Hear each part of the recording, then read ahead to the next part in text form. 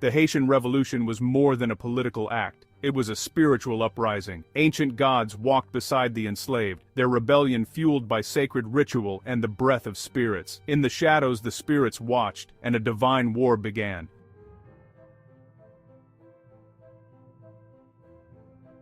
The French Empire's project in Saint-Domingue was not limited to the domination of bodies. It was a war for the soul. The colonizers understood, in their own dark way, that true control required the complete erasure of a person's identity, their history, and their connection to the divine. They sought to sever the spiritual chain that linked the enslaved to their ancestors, to their gods, and to their own inner power. This spiritual erasure was systematic and ruthless. The Catholic Church was deployed as a weapon of conquest, its rituals used not to save souls, but to chain them more securely to the colonial order. Forced baptism was a tool of control, a ceremony meant to wash away not sin, but memory. The enslaved were given new Christian names and told that their ancestral practices were the work of the devil. Vodou, the intricate and ancient spiritual system that had journeyed across the Atlantic in the hearts and minds of the travelers, was declared a mortal threat. Its ceremonies were forbidden, its sacred drums silenced, and its priests and priestesses, the Hongans and Mambos, were hunted down, punished, and sometimes executed by being burned at the stake as witches and warlocks. The French did not fear Vodou because they understood it. They feared it because it represented a power they could not own, but a power so ancient cannot be so easily destroyed. Vodou did not die. It went underground. It learned to hide, to adapt, to wear the masks of its oppressors. The spirits of Africa, the Loa, did not abandon their people. They cloaked themselves in the iconography of the Catholic saints, becoming hidden in plain sight. Papa Legba, the keeper of the crossroads, became Saint Peter, who holds the keys to heaven. Erzuli Dantor, the fierce mother of vengeance, hid behind the image of the Black Madonna. Ogu, the warrior spirit of iron and fire, was disguised as Saint James the Greater, the patron of soldiers. This act of spiritual genius, known as syncretism, allowed the enslaved to maintain their connection to the divine while appearing to conform. Their masters saw them praying with rosaries, but the enslaved felt the pulse of revolution in their veins. They lit candles for saints, but made offerings to the Elwa. They sang hymns in church, but whispered ancient prayers in Creole under their breath. In a world that denied them every form of freedom, Vodou became their sanctuary, their secret rebellion, and their unbreakable link to a past and a power that slavery could not erase. It was the memory of who they were, and the promise of who they could become. As the 18th century ended, Saint-Domingue simmered with tension. The ideals of liberty and equality echoed faintly, a cruel joke to those in chains. In secret, Vodou ceremonies became councils of war. The spirits called for justice, forging unity and courage for the uprising to come. The storm was no longer coming. It was here. Saint-Domingue was the engine of an empire, a vortex of greed fueling the French crown. Its plantations, worked by 500,000 enslaved Haitians, produced unimaginable wealth, but at a horrific cost. The French elite saw the island as a treasure chest, sacrificing countless lives for profit. This altar of greed would soon face a reckoning. Beyond Versailles, shadowy international bankers saw Saint-Domingue as a financial instrument, its plantations collateral for the French treasury. They cared only for profit, financing slave voyages and expanding plantations, profiting from every stage. For them, Haiti was a golden cage, wealth trapped by debt, freedom a threat to their power.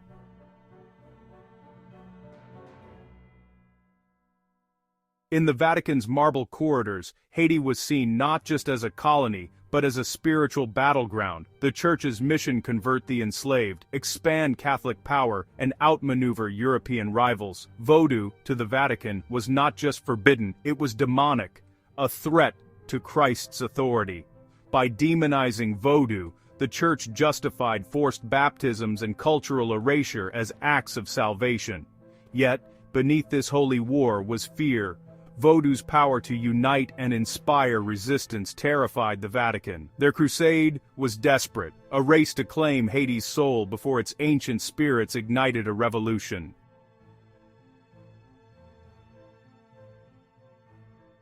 Vodou was no superstition. It was spiritual alchemy, a science of transformation rooted in Africa. Enslaved Haitians fused ancestral wisdom with Catholic symbols, creating a hidden, resilient faith. Saints became camouflage for the Elwa, rituals hid in plain sight, masked by church calendars and Creole whispers. This was not mere survival, it was spiritual warfare, turning tools of oppression into channels of liberation. The enslaved preserved their power by making it invisible, charging their traditions with new, defiant energy.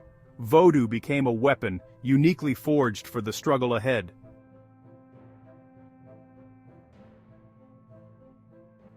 Vodou's power was practical as well as spiritual, rooted in deep knowledge of nature. Hungans and Mambos were healers, chemists, and warriors, wielding herbs and poisons as tools of resistance.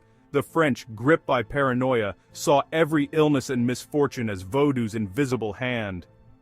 For the enslaved, there was no line between magic and medicine. Every act was charged with spiritual intent.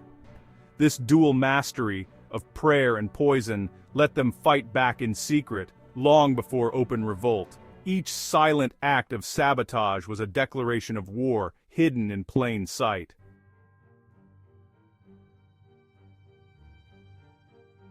Vodou's greatest power was spirit possession, when the Elwa entered a body, transforming the powerless into vessels of the divine.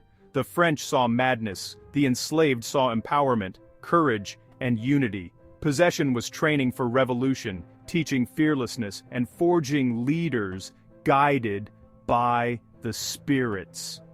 The revolutionaries' strength came not just from tactics, but the belief that their gods marched with them. The French faced more than a slave revolt. They faced a holy war. The battlefield was spiritual as much as physical, and the enslaved fought with the fury of the divinely possessed.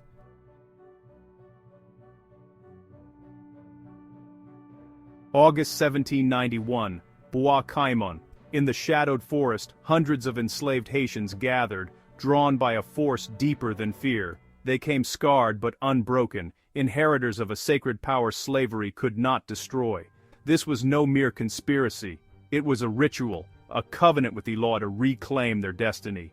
The forest became sacred ground, the veil between worlds thin, as they summoned their divine allies. The risk was death, but the cost of inaction was greater. Their revolution would not echo Parisian philosophy, but ancient power, earth, blood, spirit, and gods. At Bois Caimon, the enslaved prepared to seize freedom, with the Elwa as their witnesses and allies.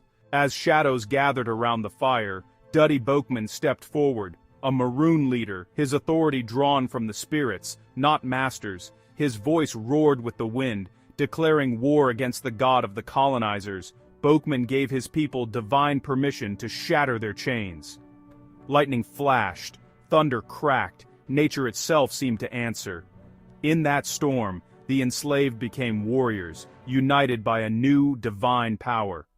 Duddy Boukman was a leader of the Haitian Revolution. Born to a Muslim family in Senegambia, present-day Senegal and Gambia, he was initially enslaved by colonizers in Jamaica. He eventually ended up in Haiti, where he may have become a leader of the Maroons and a Vodou Hongan, priest. However, this claim only originated in modern sources.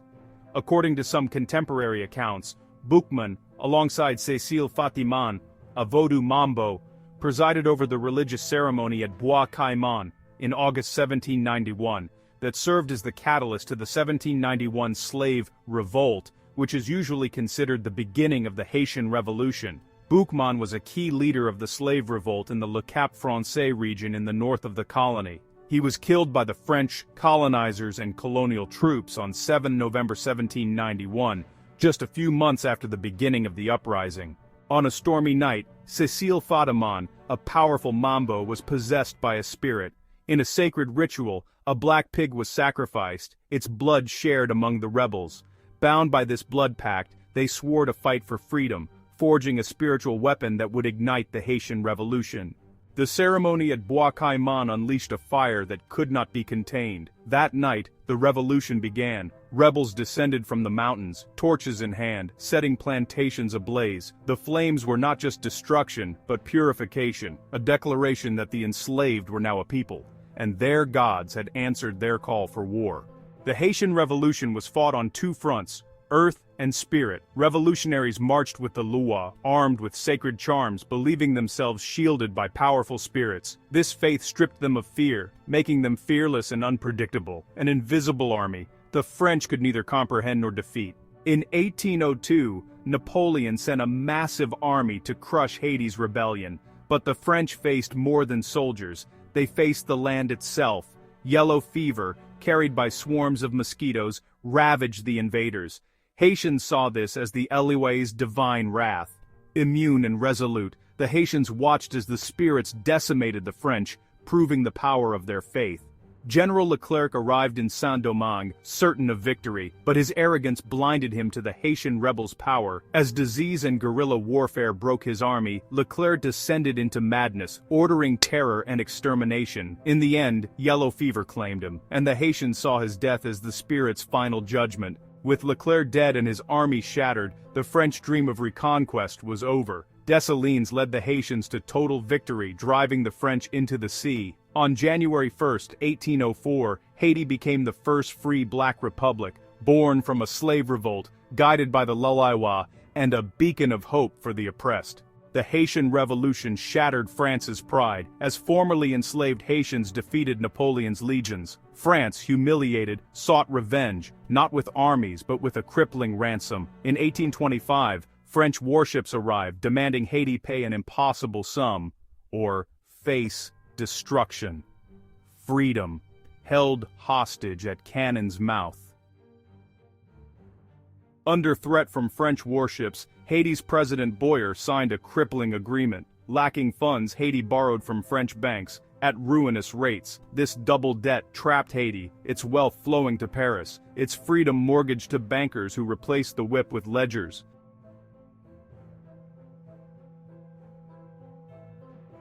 The indemnity was not a debt, it was a sentence, condemning Haiti to over a century of servitude. For 122 years, from 1825 until the final payment was made in 1947, the Haitian economy bled out. A huge portion of the national budget, at times as much as 80%, was diverted to servicing this crushing debt. The money that should have been used to build roads, schools, hospitals, and irrigation systems was instead shipped across the Atlantic to enrich the descendants of former slaveholders and the coffers of French banks. The curse of debt starved the nation of its future, locking it in a state of perpetual underdevelopment and crisis. This financial strangulation created the conditions for political instability. With no resources to invest in the country or its people, successive Haitian governments were unable to deliver on the promises of the revolution. Poverty deepened, infrastructure crumbled, and the nation became vulnerable to internal strife and foreign manipulation. The United States, seeing a weakened neighbor, eventually invaded and occupied Haiti from 1915 to 1934, taking control of its treasury to ensure that the payments to French and American banks continued without interruption. The debt had made Haiti prey for every predator circling the Caribbean.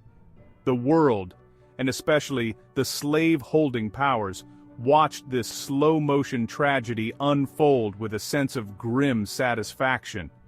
They used Haiti's poverty, a condition they had engineered, as proof that black people were incapable of self-governance. The narrative they spun was a vicious lie. They ignored the indemnity and claimed that Haiti's struggles were the natural result of its people's supposed inferiority and the savagery of their Vodou religion. They punished Haiti for its freedom and then blamed the victim for the wounds they had inflicted. It was the ultimate gaslighting, a global campaign to discredit the world's first black republic. The legacy of this debt is a curse that lingers to this day. The 122 years spent in financial chains created a chasm of poverty and instability that Haiti has never been able to cross. The wealth siphoned away could have built a modern, prosperous nation. Instead, it funded the enrichment of France. The revenge of the defeated empire was subtle, slow, and devastatingly effective. It was a revenge that did not kill the body in a single blow, but condemned the soul of a nation to a long, agonizing decline, a lesson brutally taught to any others who might dare to dream of breaking their chains. Haiti's revolution was more than a fight for freedom, it was a spiritual war, divinely ordained. The world tried to silence the echo of Haiti's sacred drums, demonizing Vodou and punishing the victors, yet the spirit endures, alive in the rhythm of the drums and the faith of a people who never forgot their pact with the law. Haiti paid for its freedom twice, once in blood and again in gold, but the world still owes a spiritual debt, one that cannot be repaid with money. The legacy of Haiti is unbreakable spirit, an act of resistance, faith and dignity that endures, waiting for the world to finally listen.